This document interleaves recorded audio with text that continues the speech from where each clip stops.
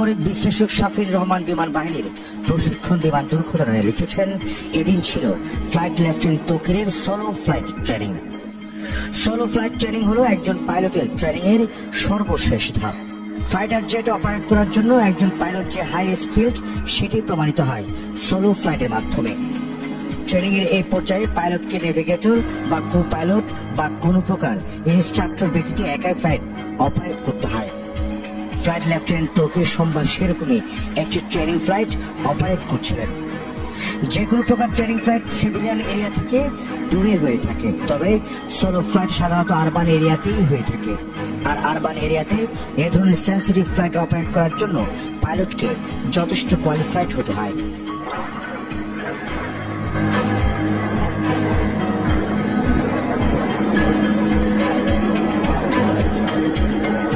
Flight lieutenant Tauqir তেমনই একজন pilot.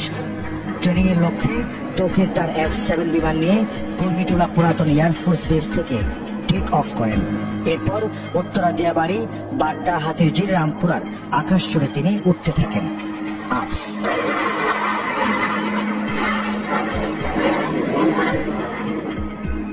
তবে কিছুক্ষণের মধ্যে তিনি বিমানে কিছু সমস্যা আঁচ করেন। কন্ট্রোল রুমে রিপোর্ট করে জানান যে তার বিমান আকাশে ভাসছে না, মনে হচ্ছে বিমান নিচের দিকে পড়ে যাচ্ছে। কন্ট্রোল রুম থেকে তাৎক্ষণিক রেসপন্স করে ইজেক্ট করার জন্য জানানো হয়। ফ্লাইট লেফটেন্যান্ট তৌকির শেষ মুহূর্ত অবধি চেষ্টা করেছেন বিমান বাঁচানোর জন্য।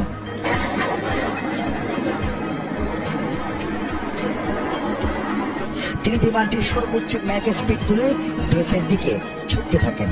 এর মধ্যে কন্ট্রোল রুমের সাথে পাইলটের যোগাযোগ বিচ্ছিন্ন হয়ে যায়। তার ঠিক 1 থেকে 1.5 মিনিটের মধ্যে বিমানটি নিয়ন্ত্রণ হারিয়ে উত্তরা মাইলস্টোন স্কুলে বিধ্বস্ত হয়।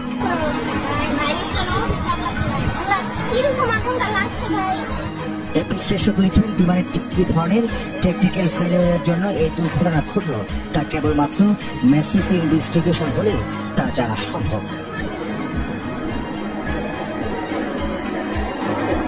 প্রবাল নিউজ, কক্সবাজার।